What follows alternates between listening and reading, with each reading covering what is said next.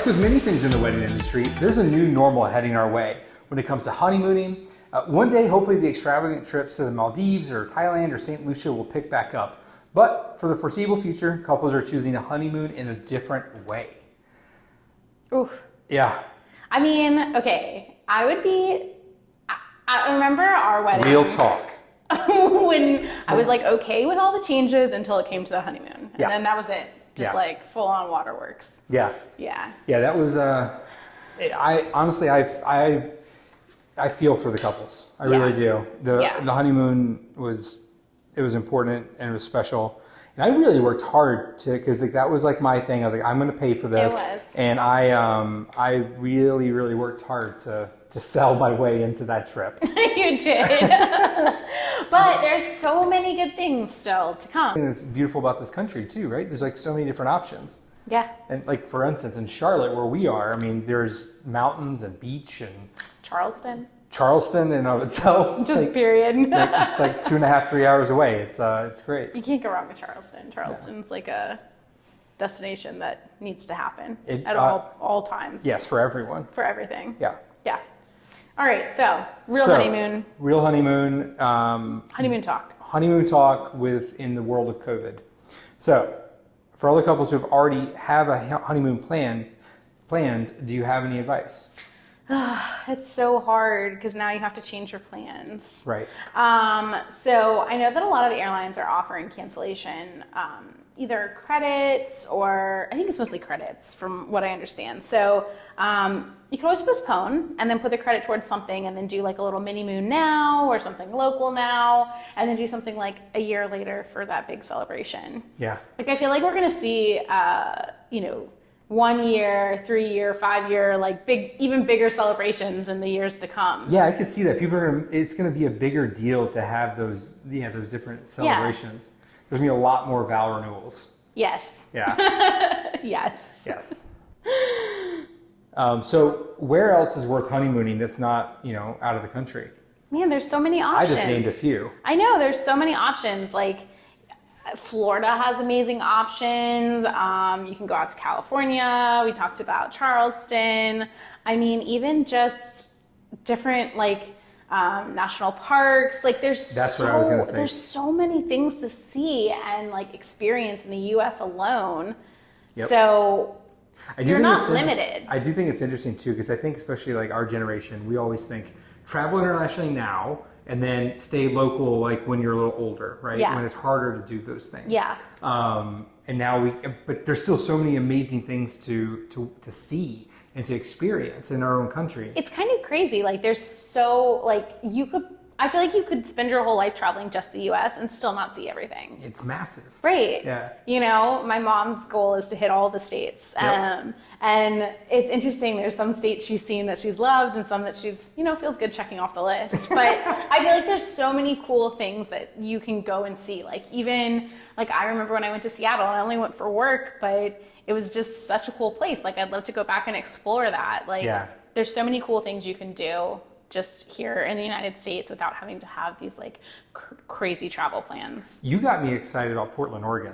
Yes. It sounds like that's my jam. I know. Even though I've never been. I think you would really like it. Yeah. I mean, I feel like you could spend so much, for us East Coasters, you could spend so much time on the West Coast and vice versa. I mean, can't go wrong with New York or San Francisco, which we love. There's so many cool places to travel to. I could crush some sushi burrito right now. If you guys have never heard of it, it's as it sounds. You're missing out. It's a sushi burrito. You're truly missing out. It's unbelievable. It's worth the wait. It is worth the wait. So what if I don't want to fly? Yeah, I think it's kind of the same thing. There's so many good places you can travel to that you could drive to. Yeah. For us, we have Charleston and Savannah, Asheville.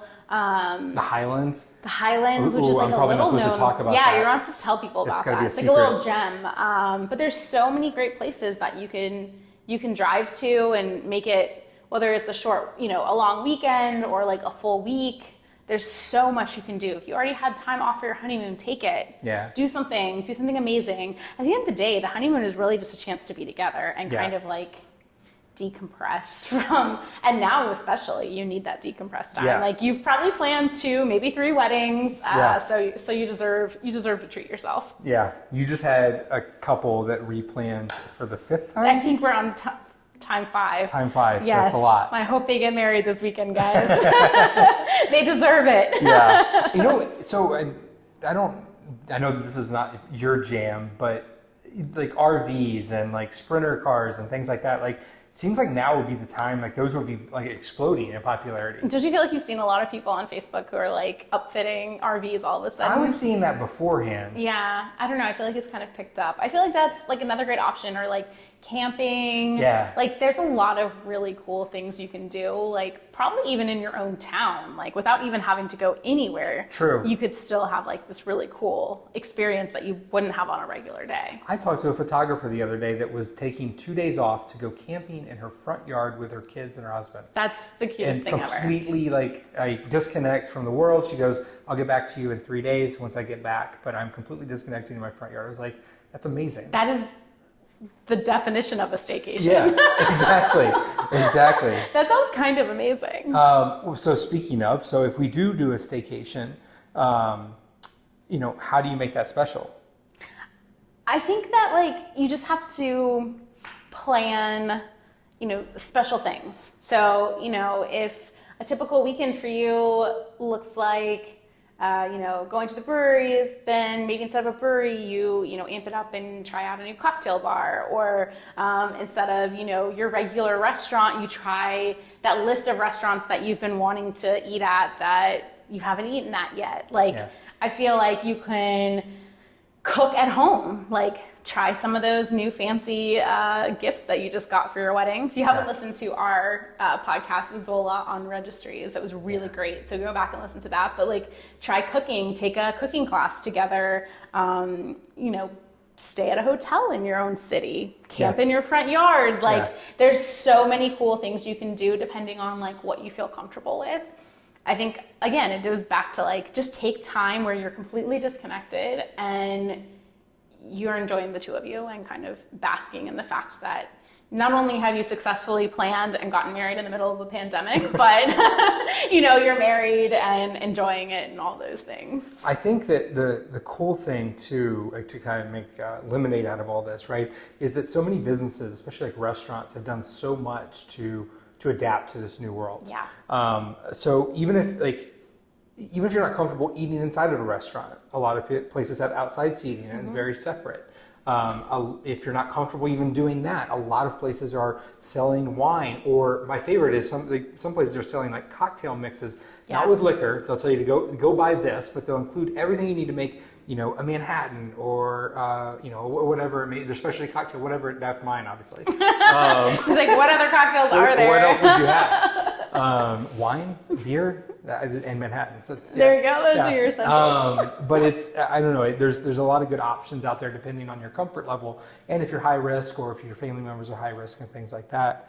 But you know, and if you're not quite ready to travel, a staycation is a great way to do it. Yeah, and there's no rule that says a honeymoon has to be, you know, a specific type of vacation. I think, you know, we see things on Pinterest and we see what our friends are doing or did a couple years ago. Like, that doesn't mean that that's right for you guys right now in this moment. So enjoy whatever you feel comfortable with right now, and then plan something later. But if you say you're going to plan something later, do it, you know, like say like in a year when we feel safe traveling again, then we're going to take that credit that we had on the airlines and we're going to go to that original vacation, and we're not going to change our mind or use that money to buy a house. Like, we're going to save this money and we're going to put it towards vacation, and we're going to enjoy, you know, 2 vacations. Why not? Yeah. Like, I think that's a good thing to come of it, is that you can have the chance to have kind of two honeymoons. Well, for a long time, every time we went away on our anniversary, we called it our honeymoon. You remember? Yes, we did. Yes, we did. It always felt like it. Like, it was like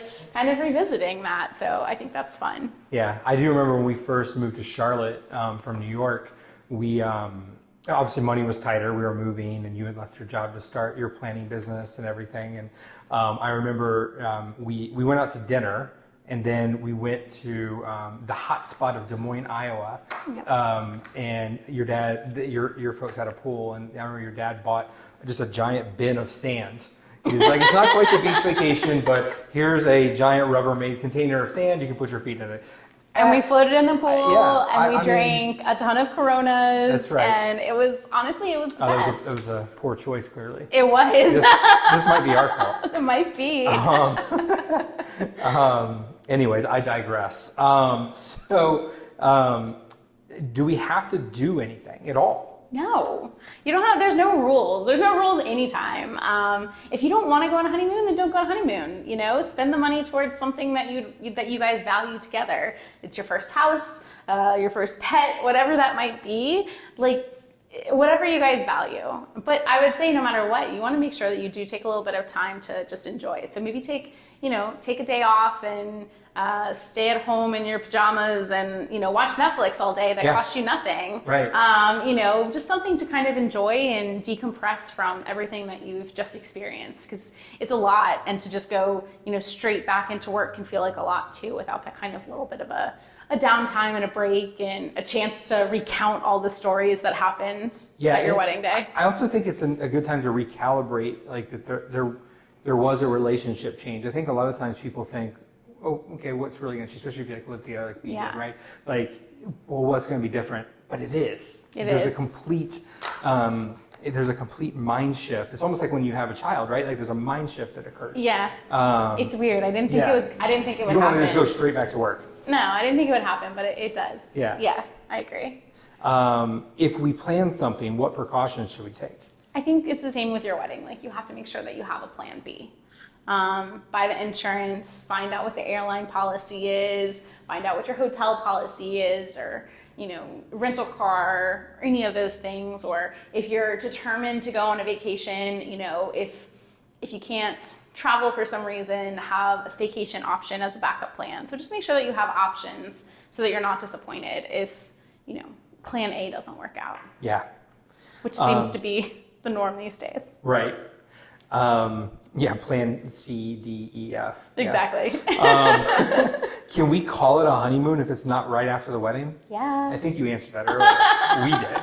We did. We called it a honeymoon pretty much until we had a child. But we're dorks. I mean. Well, yeah, that's true. We literally would call it our honeymoon every single time we went away for our anniversary. Yeah. Yeah. As you should. As you should. Why not? So, what are some of the top tips for honeymooning planning during, these COVID times? I think just make sure that you understand the cancellation policy for your airlines and for your hotels.